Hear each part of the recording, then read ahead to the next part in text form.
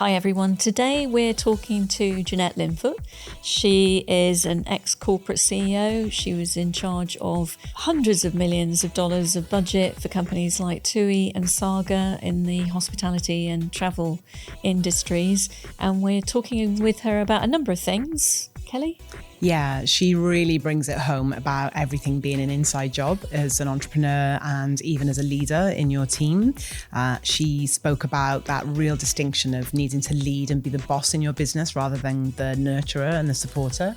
And anything else? Yeah, so she's now an entrepreneur herself and she's setting up a training academy. She talks about how to market yourself, how important it is to build a brand, all this new world that she's entered into, but with the expertise that she built up as a very, very successful CEO in major companies.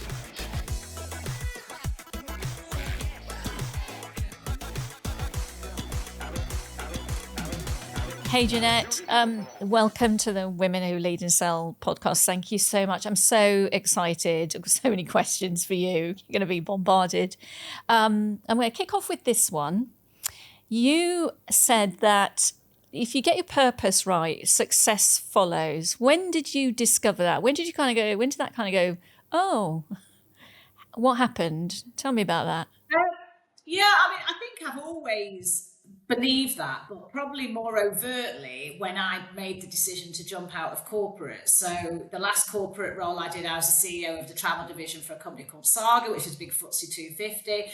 And at that point, I was deciding what I was going to do next, whether I would go back and do another corporate CEO or I'd set up my own businesses, which is the route that I actually went down. So I've got a portfolio of different businesses. But I think having that time to reflect and just have some space made me sort of think about, what's important in life. What do I also want the next phase to look like for my husband and I?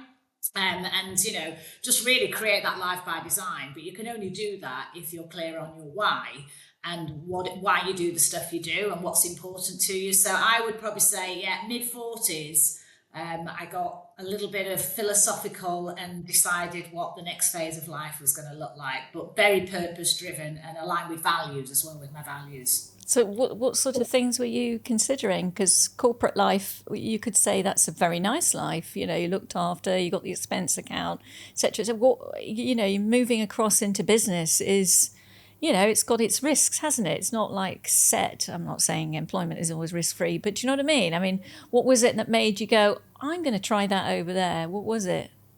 A combination of things, to be honest. So, I've always loved my career, and I've run big businesses, huge global businesses with thousands of people on my team for incredible brands. So I was never one of these, sack your boss and, and all that, become your own kind of entrepreneurial journey, etc. So it wasn't coming from a point of view of not having loved my career at that point. But I think when you get to a certain age, and I was probably 48 at the time, so about 5 years ago, I'm 53 now. And as I say, my husband's 10 years older than me as well. So he'd sort of semi-retired, although I hate the word retire. But anyway, he'd sort of given up his corporate role as well. And we really wanted to have multiple streams of income. Mm-hmm. To quote my mentor, Rob Moore, who I know you all know as well. Yes.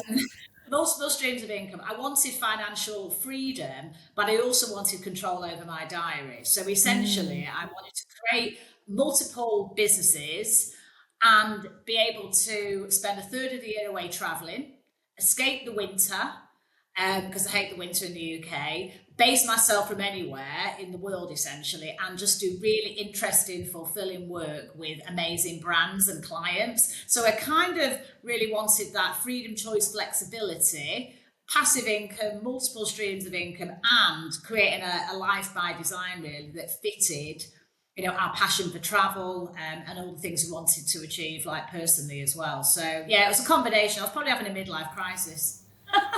Can I jump in and ask? Yeah, go on. So I always think I represent our listeners. So I'm 47, so only a couple of years younger than you. But I have a really young, feel, like a spirit about me. And I always think that I'm still like 25 and I'm just trying again. I've run my own 7-figure businesses and I've lost a lot of different things. What I'm wondering is, Were you, alongside the career and the corporate career, were you always self-led in terms of the mindset and the professional development and that kind of like, because that doesn't just pop up as a midlife crisis. I know you were joking, but it doesn't just pop up, does it? Like, it's like, that must have been like your curiosity for life, passion, purpose. Like, tell us about that a bit. Yeah, I mean, I've always been very driven, I would say, and I think a lot of that probably comes from childhood, I was the youngest of three daughters, the only one in the family to go to university, probably deep down always looking for that, hey, look at me, I'm the baby of the, and sort of looking for that affirmation. I had a great childhood mind, so lots of love. But I think that sort of drive to do more, achieve more, be more was always in me from being a kid. And I always knew that I was a bit different to my sisters, not better, just different. I was never going to follow a conventional path. Yeah. I knew there was a big wide world and I wanted to go out there and grab it. And ironically, I ended up spending most of my professional corporate life in the travel industry. So, yeah. It kind of suited me very well in that sense. But yeah, so I think a lot of it comes from childhood, in all honesty. Okay. And I'm still like that today. Yeah. Still very driven. Yeah, I love that. That really answers it as well for our listeners, because they're like, where did that come from? Where did that, drive and that ambition come from? So yeah, it was always there. Back over to you. Yeah, I've got a couple of things.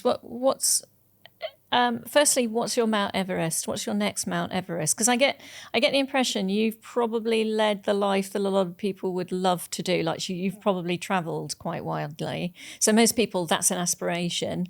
What's your next aspiration? What's your next Mount Everest? What is it? So it's really related to the business. I'll talk about the business piece first. We're with Brave, Bold, Brilliant, which started out as the name of my podcast, is now a whole ecosystem. It's a business and a brand in its own right. And what we're here to do is to unlock that brilliant in other people by being brave and bold. So our vision is to help 1 million people unlock their brilliant through the executive development programs, through mentoring, all the ecosystem of Brave, Bold, Brilliant as a business today, to really help people get to that next level of growth. So that's the sort of the big, hairy, audacious goal that we're on now. So we're in development at the moment, new website. We're recording a whole new Rise Academy, which is for sort of junior leaders, right the way through to executive edge at board level, which I tend to do most of my personal client work at that level. So it's a really exciting time from a business point of view, but I just think it's hard in business. It's hard building a career. Life is hard, and it's even harder on your own. So you want to make sure you've got the right people in your corner, people that have been there, done it, failed, fallen over, got back up. And that's really what Brave, Bold, Brilliant is all about. It was the start of the podcast, but now it's, as I say, it's a whole ecosystem and brand in its own right. So that's our next Mount Everest, help 1 million people unlock their brilliant. That's great. And in that regard, Jeannette, I'm going to unashamedly pick your brains on the podcast. So you're doing exactly the sort of thing we want to do, which is an ecosystem for female founders to grow their businesses and really address all the things that stops them, which is lack of clarity and lack of confidence and mindset and all those things. We talk about that a lot. And in particular, we were literally, before we came in, talking about having an academy. We were just saying that. What would you say to us if you were guiding us? What are the most important things for us to be thinking about in setting up that academy? What would you say? Well, I think you need to know who your target is, because women in business is a big category, right? Is it startups? Is it scale ups? Is it entrepreneurs? Are you? So I think you need to get really clear on who you're aiming to help. So because I think when you start out, the temptation is to try and do a bit of everything. And that can be a mistake. So I think that's the first thing. So who are you targeting? Who are you helping? What's the problem you're solving? How are you making people's lives easier, better, etc.? So it's kind of the proposition, but not just based on kind of the functionality, if you like, of what you do, but really leaning into the benefits. So I would spend a good chunk of time kind of planning, researching, understanding how you help. asking for feedback on a sort of a, let's call it a minimal viable product, whatever that might look like. But don't overthink it either. To a certain extent, you want to kind of get going with something, and then kind of, it will take shape over time. But I think if you can spend a little bit of time up front, but really, why should people buy something from you versus someone else? Because there's a lot out there. Because when we've been going through this as well, we've just done a big brand piece of work with our brand and marketing agency called The Tribe, and they've really helped us, be super clear on our offering, super clear on who we help, super clear on our route to market. So our sweet spot is really larger corporate businesses, mid-sized businesses. Yes, we can help scale up and a startup, of course we can, but it's not really where we add the most value, because my background is in corporate, so I know what it's like to sit in the boardroom, to deliver to the shareholders, to stand up in front of the city and present to the analysts. And I also understand, how to deal with, building amazing teams and stuff. So our proposition is, we have sat in your chair. We know exactly what it feels like and what's required, but we're here to be a support, guide, neutral voice in the boardroom and to connect all levels of leadership in an organisation. But it took quite a while for us to get to that. We've had different iterations. So, I think women, female founders, there's a huge space there, and there's a definite need. Even in terms of raising finance, there's woefully poor the percentage of investment that comes from VCs for female founders compared to male founders, for example. So, I think you're in the right place. But those are just thoughts for you. Yeah, really cool. Thanks, so Jeannette. good. Team building can be a bit of a nightmare for some people, I think, because I think we're talking about scaling to female founders who've got an MVP, are doing quite well, and that's move from founder doer to founder leader. It's quite a tricky one, and it does involve team building, and they might not have ever built a team before. Where did you get your team building skills? Were you trained? Was some of it intuitive? Tell us about that. Well, the reality is, often in a corporate world, if you're in a job or a career or whatever, you normally get promoted because you're good at your job. In all honesty, and no one normally teaches you how to manage or how to lead, and managing is different to leading. So you're absolutely right. So I would say most of my experience has come from being on the job, actually, and being pushed out of my comfort zone and being given promotions and having to, really look at how do I build the most effective team possible. So it's really been more self-taught, but with the environment of a bigger business around me. So, and that's been super helpful, because if I work with, say, mid-sized businesses today, I always say I bring the best of big business to smaller businesses, because it's very different when you're starting to scale in to exiting, for example. Yeah. But one common denominator is that you've got to have smart people, because you're one individual, and you could be the most effective MD, CEO, whatever you want to call yourself, or solopreneur, but there's only 24 hours in a day and you're one person. So if you do not build the best team around you, you are seriously restricting your ability to scale up. So I think, hire the best talent you can afford. And as you're starting, you're often bootstrapping a business maybe at the beginning, so there will be a restriction, but hire the best talent that you can afford, and don't be afraid to move people on if they're not quite what's needed for the business. I think sometimes we shy away from having an exit conversation because it's a bit uncomfortable, but at the end of the day that will hamper your growth, and one bad apple can spoil the lot, really. So yeah, that would be just a few thoughts from me. If you're listening to this podcast, you're interested in hearing other people talk about the questions you want to ask about growing your business, and we have the space for you. We have something for you in that regard. Kelly? Yeah, we've set up something called the Future Room. that's filled with female founders who are asking the same questions as you. It's a safe, non-judgmental space where we can really just like talk about what's going on for us in good company with women who want to grow. So come along and join us. It's on LinkedIn. I think we were talking about giving female founders license to do stuff, and actually even giving them a bit of paper and going, right, license to, you fill in the words. Where are you not free? It's interesting, isn't it? For me, it's very simple and logical. If you can't create a business that's sustainable, then it's not helping anybody. So, because I think a lot of female founders, they have trouble valuing themselves and they have trouble asking for that money. But if they don't do that, they don't have a business. They don't have something sustainable. You've had to move from corporate life where you're told what the price is because you're told what the price is, right? How did you transition over to having to suddenly start valuing yourself and your time? And did you find that quite natural, or how was that? Do you mean in terms of sort of fees that you? Yeah, fees or whatever you're valuing your business at and all of that. Yeah. Well, I think the first thing is, as a woman, we will tend to undervalue, as you say, and almost apologise for asking for the deal or asking for the price.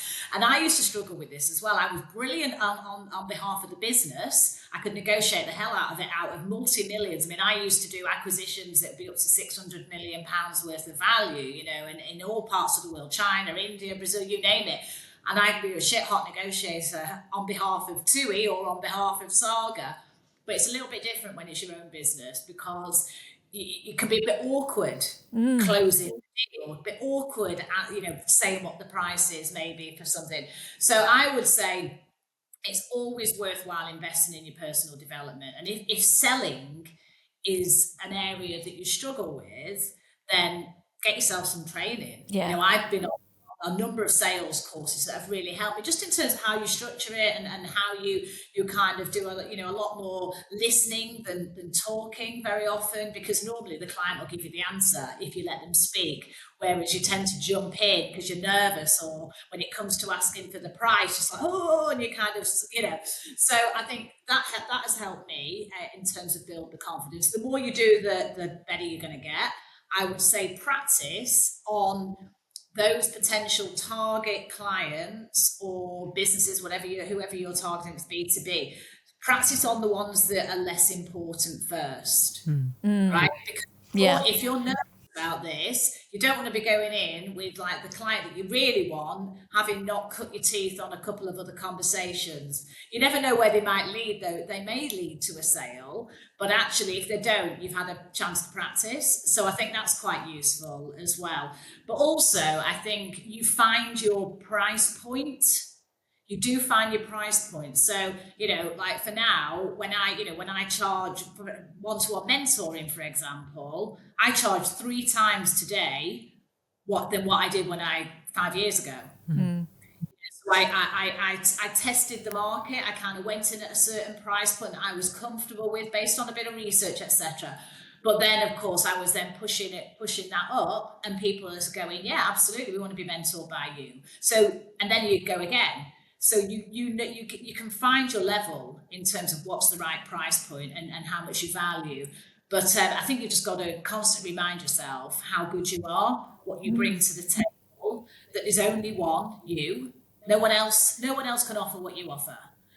But you've got to have a lot of that positive self-talk, and just take a deep breath, pull your big girl pants on and go and ask. Go and ask for the deal. Because if you don't, you're never going to get it. And if they say no, well, maybe it's a no, not right now. Or maybe it's just you're going to have learned something from that conversation. So I think you just got to take a deep breath and get on it. And remember, most importantly, selling is serving. If you've got an amazing product or knowledge that's going to help someone else, again, coming back to your why, and you're really confident in what you offer, that it can make a difference to people, to not sell would be a crime. You're doing a disservice by not selling. So you have to really believe in what you offer. And if you don't believe in it, then the offering isn't right.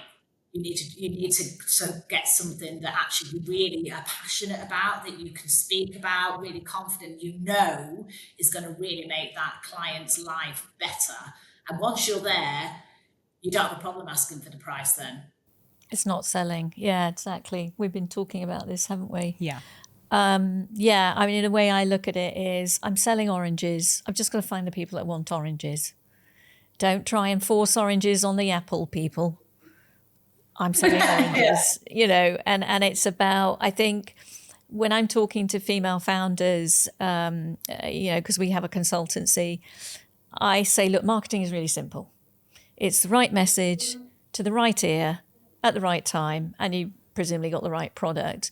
If you're not getting what you want, you've either got the wrong message to the right ear or the right message to the wrong ear, or something, or the timing maybe is off. But it's one of those, and or you're not doing enough of it. You're doing right message right ear, but just not enough. It's really simple. I think sometimes we can all be a bit lazy and go, well, I just want to pitch this. And that could come from fear, right? Could definitely come from, oh, I'm cringing a bit, still I believe in myself, but still I'm having this questioning thing. I think, it's interesting, isn't it? How important mindset is. What we set this project of this podcast up, and I genuinely thought we'd be talking a lot more about selling, and it's mostly about leading, and the selling sort of comes afterwards, and the leading bit is as much about self-leadership as anything else. How important that is. Do you still work on blocks that you perceive you have and mindset? You say you have a coach. I mean, do you find as you get to the next level, you kind of go, oh, that's a block I've never come across before. Is that still happening? Yeah, God, I think you have to work on yourself every single day. I mean, I still have people say, oh, you're really confident. You go, well, okay, I might appear confident, but I have to work on my self-belief every single day to remind myself, So I think if you've had that, and it's not a female thing either. I mean, I did a keynote speech at a conference last year on imposter syndrome. Yes. And I had, raise your hand in the room, anyone that's, ever had feelings of doubt, insecurity, not feeling good enough, feeling like you don't fit in. I swear, every single person in the room had their hand up, and that was a 50-50 split between men and women, right? Yeah. So I think, actually, we all have that, maybe to certain or lesser degrees. So constantly working on yourself is the best investment you're ever going to make, whether that's time, energy, investing in a coach or a mentor, or just actually making sure you're surrounding yourself with the right people as well. So I think it's a constant evolution. Every day is a school day. And actually, the more you step up, the more you grow your business. You're just going to have bigger numbers and bigger problems to deal with. They don't go away. But I always say it's always an inside job. It doesn't matter like who you are. And I work with, CEOs that are running multi-billion dollar pound businesses. And people are people. They have doubt, insecurity as well. They don't have all the answers, So you think that someone that on the surface has got it all covered. Actually, no, because we're human beings. We're all perfectly imperfect. Yeah. So I always say there's three elements of any business or any sector. Doesn't matter whether you're a solopreneur, a massive conglomerate or whatever. There's always three elements, and this is what you do within Brave, Bold, Brilliant, and how we help at the businesses and clients we have. First one is leading yourself. Second is leading your teams, and the third is leading the business. And if you haven't got your own kind of shit together, shall we say, as a leader, the rest you're going to struggle with, right? So get the basics sorted, and that's always an inside job. And then that will allow you to be the best version of yourself for your teams, for your business, for your clients, for your family, your loved ones, etc. So constantly work on yourself every day. Amazing. Yeah. Can I jump in? Yeah, of course you can. So I think it's still in the realm of team. I looked, when we did some research, it was really clear that you were an advocate for diversity and equality. So I was interested in that. So I put a little pin in that and had a look at that. But then I thought, what would our listeners want to know? And here's what I see day in, day out. And I had it myself. As a woman, as a female with natural nurturing tendencies, a founder can tend to just tip in to the overly caring, nurturing, supportive role rather than the leadership accountability role. So I thought perfect person to come to. You've got the big scale with the corporates, and then now in your own organization. Have you what have you noticed in that area, and what can you share with us? And really keep in mind, our founders are those scale ups, and they may have a team of 6 to 8. So they're really like that real knotty part where you're working out your own self-leadership and it's working, but then now you're managing and you're leading everybody else as well. So like if you can keep that as a frame. Yeah, I mean, it's an interesting one, isn't it? Because you want to be a compassionate, authentic human being that's kind and cares. Yeah. But you're also there to lead a business, to deliver profit and to bring the best out in people. Yeah. And sometimes that means having difficult conversations. So, I mean, I would say, what served me well is to have great relationships with my team, but don't blur the lines too much. Do you know what I mean? Yes. Because you are the boss. Yes. It is your business. If you're a founder, you're taking the risk. You're investing time, energy, capital into an organization. And I think if you become overly friendly and overly familiar, I'm not saying don't be a nice person and go out and have a drink and take the team for lunch. I'm not saying don't do any of that. That's really critical to build the bond. But you're not there to be their best friend. Yeah. You're there to lead the business and to create opportunities for them to develop and grow in their roles. Yeah. And I think if you get too close, it can make it quite difficult sometimes when a tough conversation is needed. But at the same time, I think putting yourself in the other person's shoes is really important. So if you're having to let someone go, maybe they're not performing, and it's a horrible conversation to have. I mean, I've had to do it a lot of times over the years, yeah.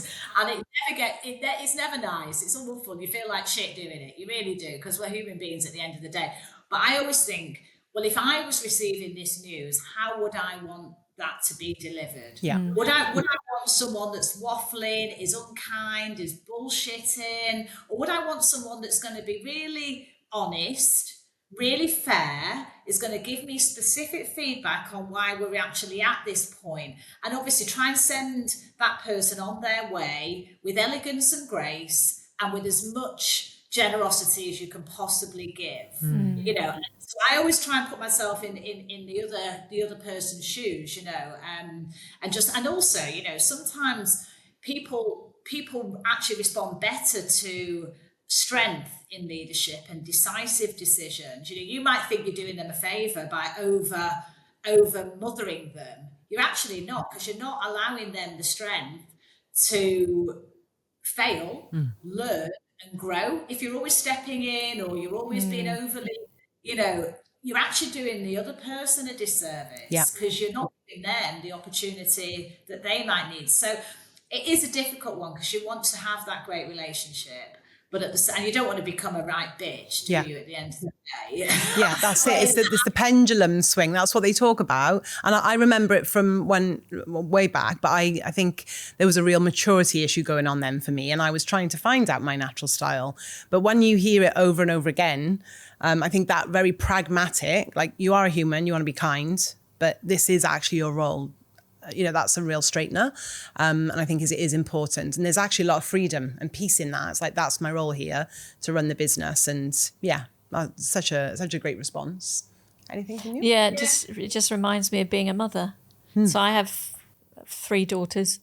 It's funny what you said about being the youngest of 3. It made me think of my youngest. She's very charismatic. I used to have this line I would say to them. It was slightly sinister and threatening. And I got it from a book written by Chris Rock's mother, the comedian. His mother wrote this book called Mama Rock's Rules, but, how to keep them all in line. And I used to say to my girls, they'd be playing up, and I go, I think you're mistaking me for one of your friends. And that was enough for them to go, oops, mum's back up. And it's similar, isn't it? Yeah. You've got to sort of differentiate. I'm the leader, I'm the boss. And we can have a relationship, but I'm not your friend. I'm paying you, I'm paying you to do a job. So, but yeah, that blurring of the lines can be quite tricky, can't it? What do you think? Yeah, I think in a small business as well, just to add, if your female founders have got maybe, 5 or 6 people, maybe, less than 10, say, it's even more important, because it's more noticeable. You know, if you've got like a massive team and you've got lots of different people you can move around and maybe, you know, backfill certain roles, etc., you've got a lot more kind of tools in your toolkit, if you like, in terms of people. But when you're a small business, as a percentage, it's a higher impact. So you've also got to think about the impact on the other people. You know, so if you have one person that is maybe, you know, not contributing in the right way, and you let that go on, that affects everyone else in a much higher proportion when you're in a small team than when you're in a bigger team. Absolutely. You know, that's unfair to everyone else, isn't it? You know. Yeah. Do you miss the corporate world at all?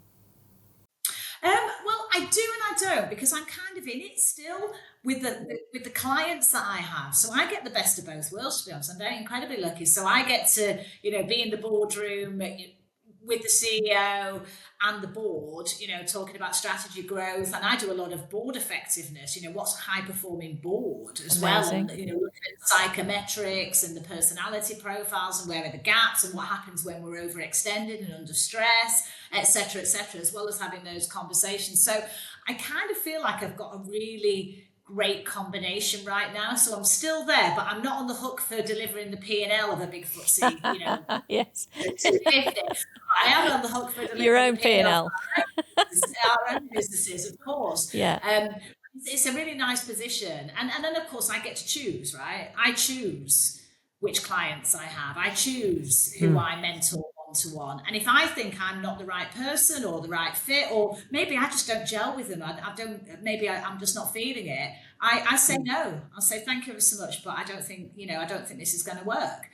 And of course, you don't have that luxury in corporate always, because you have to deal with certain people, certain suppliers. You just have to get on with it. Whereas when it's your own business, you decide, right? You make the rules.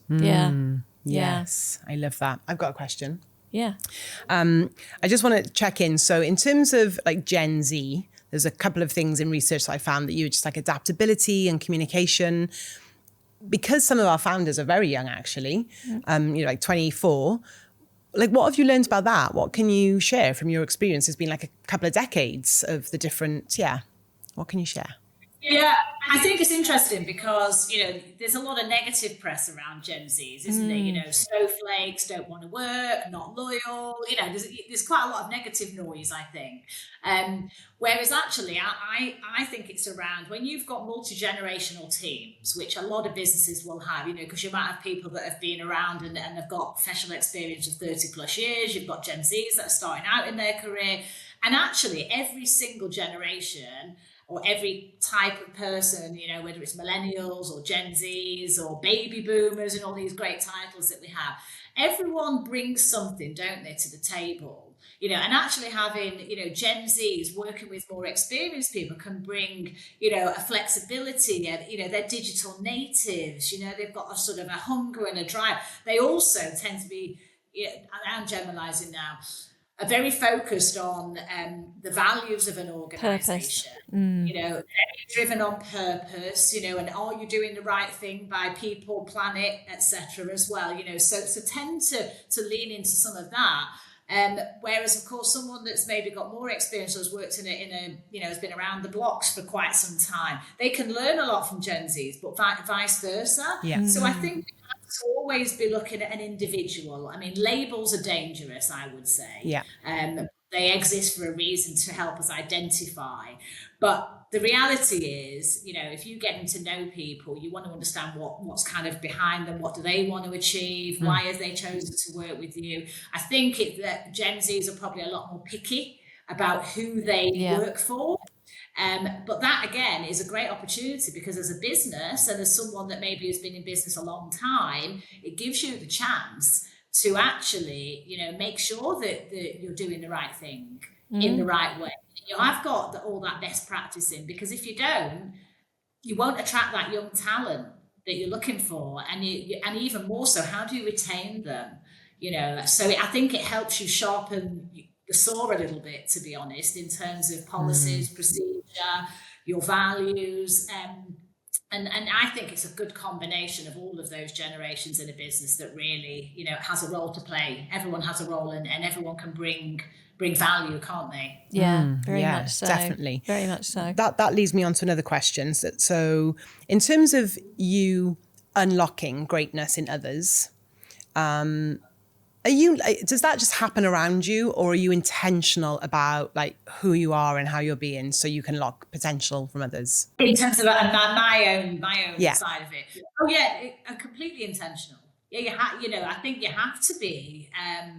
Time is precious, resources are precious. So yeah, I would be absolutely razor light focused on where I can, one, improve, as I say, in terms of sort of my own development, but two, where is there a good fit? Where can I add value to the client or the business that I'm working with? And also, as I say, if it isn't a fit, then saying this isn't right, and actually I think you'd be better with someone else. But I think you have to understand what the client, what the business is trying to achieve. So if they've got an issue around attracting talent, for example, okay, well then, I need to be leaning into tapping into that part of my experience and resources that we can offer to help them become brilliant, if that's what their challenge is. If maybe it's raising finance or exiting the business for sale, I do a lot of probing.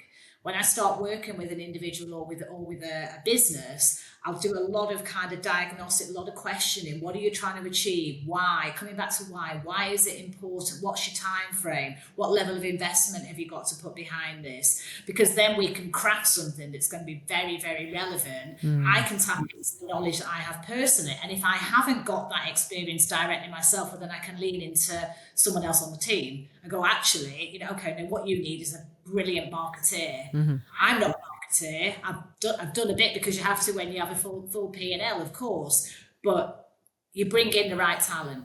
Great. So yeah, you've got to be really intentional, I think, and be aware of your gaps, because none of us know everything. You can't know everything. Yeah, it's impossible. I love that. And I think I'm kind of joining the dots more now on brave, bold and brilliant. And I guess probably where your purpose and passion would have come from. You would have seen so many people with so much talent, but then the experience of having that come out of them. What can you, do you remember, did you actually come up with the idea of the podcast on your own? Was it like something from within you, or did you, what happened? How did it get born? Yeah, so it was interesting because I was working with Rob and Mark. So my husband and I, we have a property business. So originally we got into the world of progressive or disruptive via that avenue. And we were mentored directly by Rob and Mark. Mark more on the property stuff and Rob more on, social media, personal brand, podcasting, all this marketing type stuff that Rob is amazing at. And when I came out of corporate, I was very cynical about social media. I thought it was for a bunch of losers that should get a real life, and, what's all this social media nonsense? Because I was always very restricted, because whatever I said, it could affect the share price. Yes, right? So kind of very cautious when you're in those positions. And the world has shifted as well. So Rob said to me, well, you need to be out on social media, you need to be doing more. And I'm like, do I have to? Anyway, so I kind of got out of my own way and I started being more active on social media. And then Rob said to me, right, you should start your own podcast. Obviously, he wanted us to buy a podcast course. Let's Rob, if you're listening to this, we all know that you don't have a conversation unless there's something in it for you financially. And you are a great, lovely person to boot. I'm not saying you're not, but there's clearly he's doing the right thing and advising me that. But I was invested. Do you know what I mean? Yeah. So it was Rob that encouraged me to, one, start on social media. Then the evolution was to have a podcast, and the inspiration for the podcast, the name, came from a mug. So talking about self-belief and confidence and stuff. So my husband, Chris, he was always saying, God, believe in yourself. And, and I've done these big jobs. So everyone will think, oh, really? You don't, you have to work on this. And I was like, yeah. I had a mug. And on that mug, I used to have my tea out of it every morning. That Chris bought me this mug. And on the mug, it said, be bold, be brave, be amazing. Right, that was on this mug. So when I was thinking of the name for the podcast and what it was all going to be about, and this sort of whole concept really, I went, well, I like the brave and the bold, but I think brave goes first, because you've got to be brave before you start, and we need another B, don't we? So then the brilliant came. Yeah. So this is how it started, really. And then since then, it's just been phenomenal. I mean, we're in the top 1.5% of all podcasts in the world. We're listened to in over 50 countries. We're now at over 520 So good. episodes a week for 5 years, never missed. And I've had so many fulfilling, inspiring conversations. And I do the podcast to help people so they're inspired, bit of guidance, keeping it real, having real business conversations and mindset conversations. And that's why I do it. But what's come as a byproduct of that is really meaningful relationships with the guests that I meet. Yeah. That often leads to, oh, brilliant, I want to sell my business. Can you advise me on that? Or, oh, right, hang on a minute. And actually a great example of this, I interviewed a guy called Duncan O'Rourke, who is the CEO of Northern Europe for a company called Accor. And Accor hotels are massive. They have over 5,500 hotels. They're a big French listed business. Their EBITDA is over €1 billion. They're huge. They have 380,000 people in the organization. It's vast. I interviewed Duncan for the podcast. I didn't know him before. His PR company approached me and asked me if I would interview Duncan, which I did. We had a great rapport. We were, chatting away. The day his podcast came out, and this is a good example for anyone listening. The day his podcast came out, and Duncan won't mind me saying this, I think it was his PA rang and said, "Oh, can Duncan have your mobile?" And I said, "Yeah, absolutely, of course you can." He rings me up and he's telling me about this restructure, and he'd got promoted, he was moving to Dubai, and And he said, "So I wanted to ask you if you would help me, because I'm bringing my board together for the first time." They call it their ExCom, Executive Committee. "And I wanted to see if you would help me." So I said, "Yeah, absolutely. What do you need?" He said, "Well, you tell me. You tell me." And then the first time his board were together in the room, and Duncan has 180,000 people on his team. It's huge.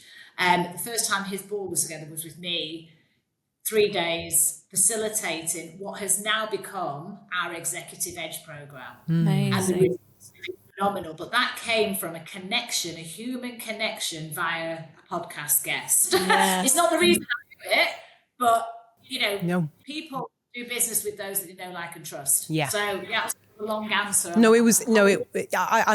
didn't have that question on my prep sheet, but as I'm listening to you, and at the same, just like respond directly to that, the conversations, and I think most of us know that when you're in business, it's, yes, of course, it's money and it's lifestyle and choices, but you actually create the world that you want. You create the people around you, like those direct connections, and you are literally inspiring yourself with the people you've chosen. So I really get it. But I didn't have that question until I was like, what's going on here with these different links? So yeah, thank you for answering, especially from Chris, your husband, did you say? Yes, Chris, yeah, with the mug. I'm like, yeah, we definitely been talking about like our support crew behind us, like cheering us on, and you're doing stuff, be like, this is definitely not working out. Like, what am I doing? Just keep going, and the next step, and the next step. So it's I love that story. Very, very cool. Yeah. Well, thanks, Jeannette. That's really aspirational. We do aspire to having a similar podcast. Yeah, definitely. And I'm sure at the beginning you were like, what am I doing? Where am I doing? What am I asking?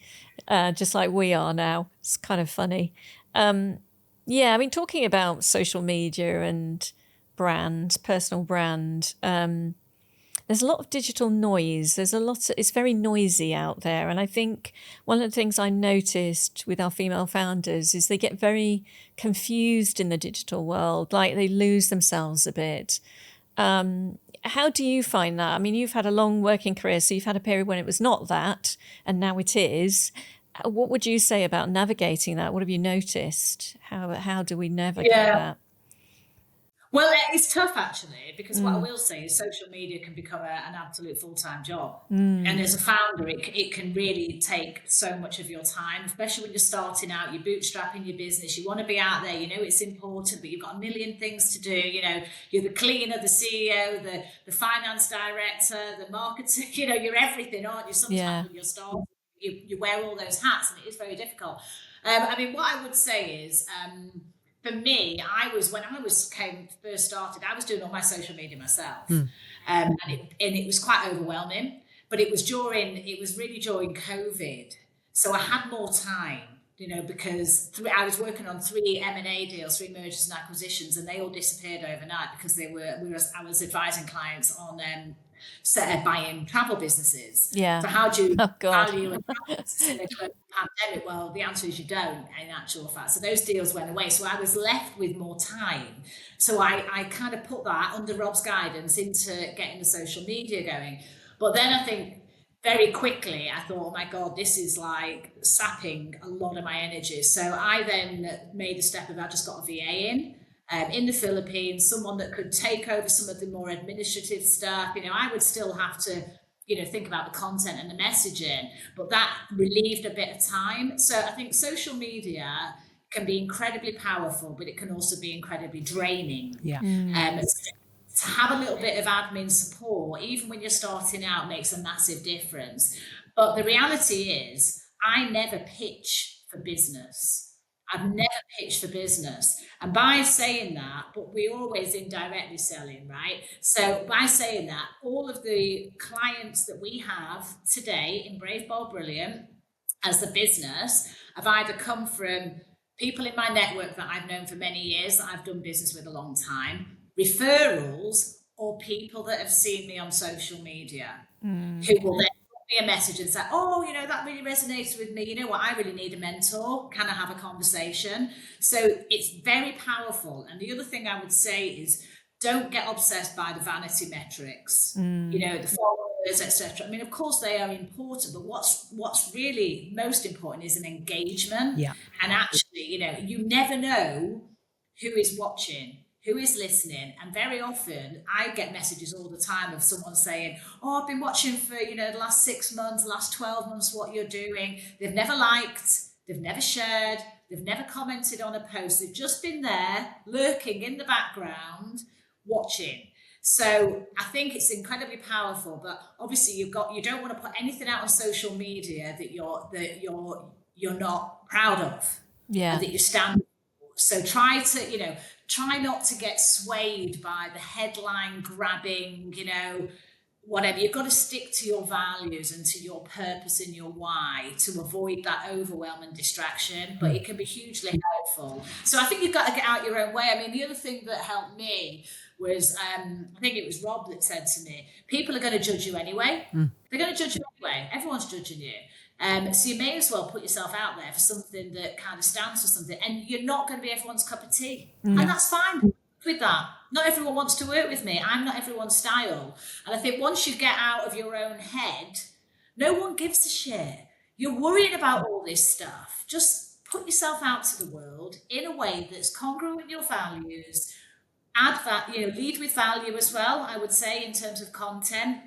Be useful, and don't get distracted by all of the noise and the metrics. And when you get haters saying things on social media about you, it's normally about them. It's not about you anyway. So don't worry about it. So good. Such good advice. I mean, when you talk about value, what do you think adds value in terms of social media? Where would you see it? Because I always talk about, am I doing something that's net plus here, that's additive, and I'm not just making what I call digital plastic. I call it digital plastic. It's just digital stuff, the sheer hell of it. I'm not interested in that. What would you say adds value for our female founders? Well, I think if you're educating, if you're providing content that's useful that people can use, that's kind of one thing, educating. And that might be sharing a particular article you've read with a little bit of what the key takeouts are, so I think there's a lot of value to be had there. Entertain. Sometimes people want to just have a laugh and not take life too. So I'm not saying you're going to be doing a dance on TikTok, but actually, if you can share the funny moments in your life that's connected to business, but is sort of resonates with people on a human basis, then there's a role for that as well, within reason. And then equip. If you can equip other people with the tools, maybe it's a downloadable guide or a template that they can use, then that's genuinely valuable, isn't it? And I think sometimes being your authentic self and being able to share some of the failures, because on social media everyone looks like they've got this perfect life, and of course we all know that's not true. No. For most times. So if you can sort of be honest around the highs, the lows, the lessons learned, that again is a way to, I think, provide valuable content that's useful for it to encourage other people to put themselves out, or, oh God, I don't feel so bad now. you suffer with that as well. Oh gosh, and this is what I can take from that. So for me, that's the way to go, personally. You talked about funding at the beginning. That's a bit of a passion of mine. The stats are a third of all businesses set up by women. We get 2% of the funding. We actually get less than 1% of VC funding. And it's recently been estimated that if women could scale at the same rate as men, that would add 250 billion to the UK economy. I've had various answers to this. I've had Theo Paphitis say, well, a bank has done some research and women aren't applying for funding. And that was his answer. And I kind of went, well, hang on a minute. Doesn't that beg the question why? And then there's a lot to be said around women's lack of confidence, or they don't like to ask for funding, or there's a lot of self-funding going on, a lot of bootstrapping, which has got it's got its pros, right? Our last guest was very into bootstrapping. What are your thoughts on the whole scene? We can't just wait for people to give it to us on a plate, I think. I think we need to, as females, take responsibility for what's been stopping us or why we're not doing whatever. What do you think we could be looking at doing, educating female founders about in that regard?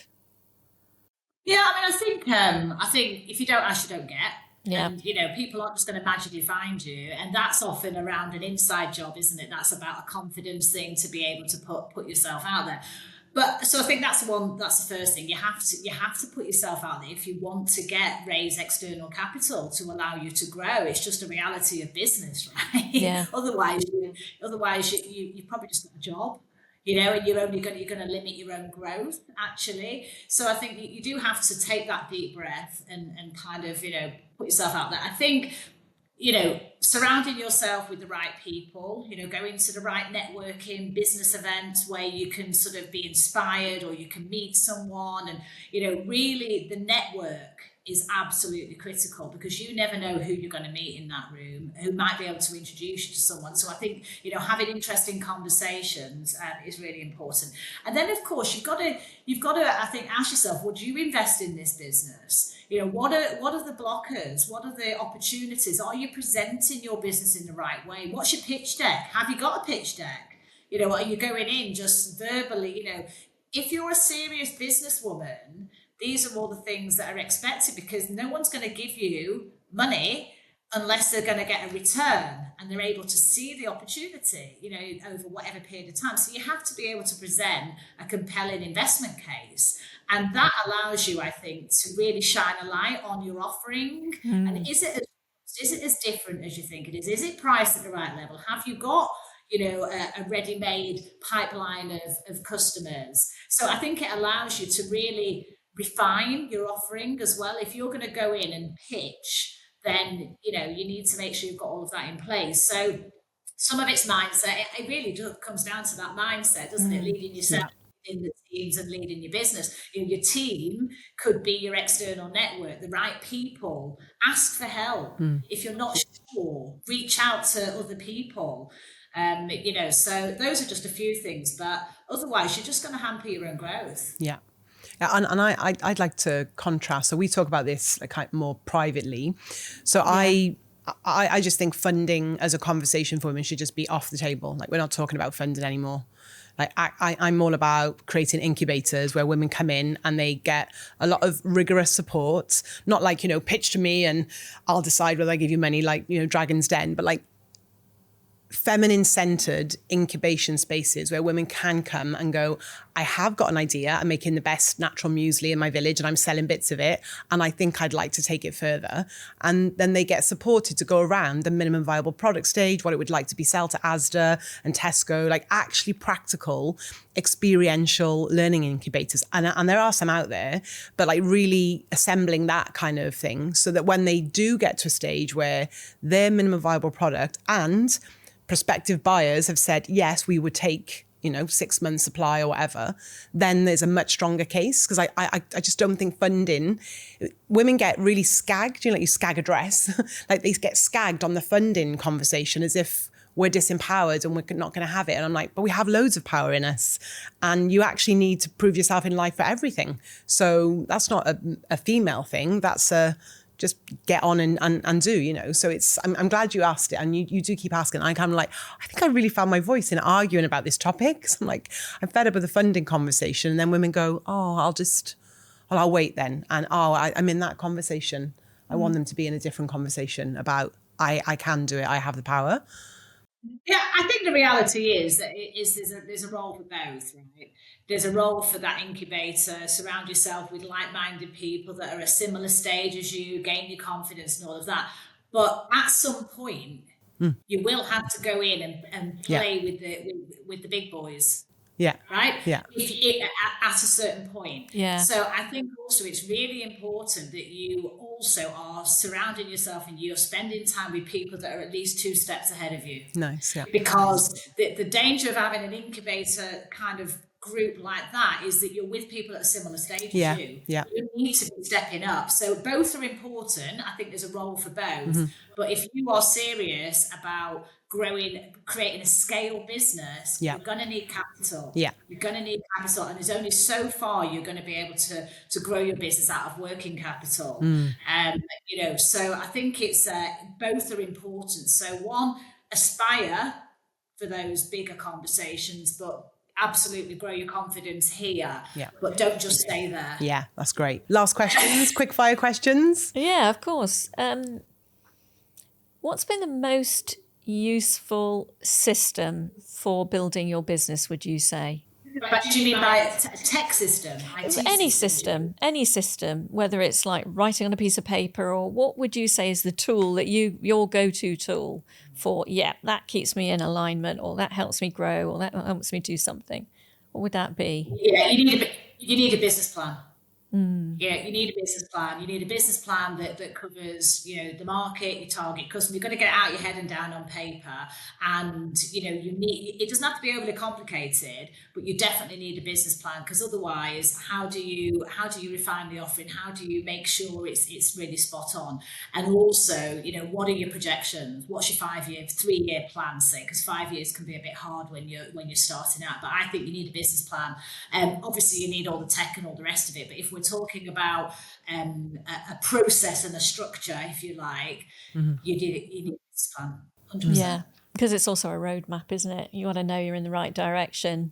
Otherwise, you could be all over the place, couldn't you? That's so straight. That's sound advice. My one is, so you've got a big Post-it note and you can write a message on there to female founders. What would you say and why? I would say believe in yourself. Believe in yourself, because you have got that greatness within you. You're far more capable than you give yourself credit for, and just push yourself out. What's the worst that can happen? You don't want to have a life of regret. You do not want to be there saying, "Oh, could have tried it, should have done, wish I had." No, go for it. Believe in yourself. Do whatever you need to work on yourself, so to give you the courage to go out there. And all of the fears that you have, the chances are they'll probably never happen. So why are you putting energy into something that isn't a reality? It's a perception. And I think the more you push yourself out there, you will gain momentum. And but it all starts with that self-belief. You've got to have it in here, in your heart first and foremost, and in your head sort of as well secondly. But believe in yourself. Amazing. Believe in yourself. Thank you so much. That was amazing. Such a good conversation.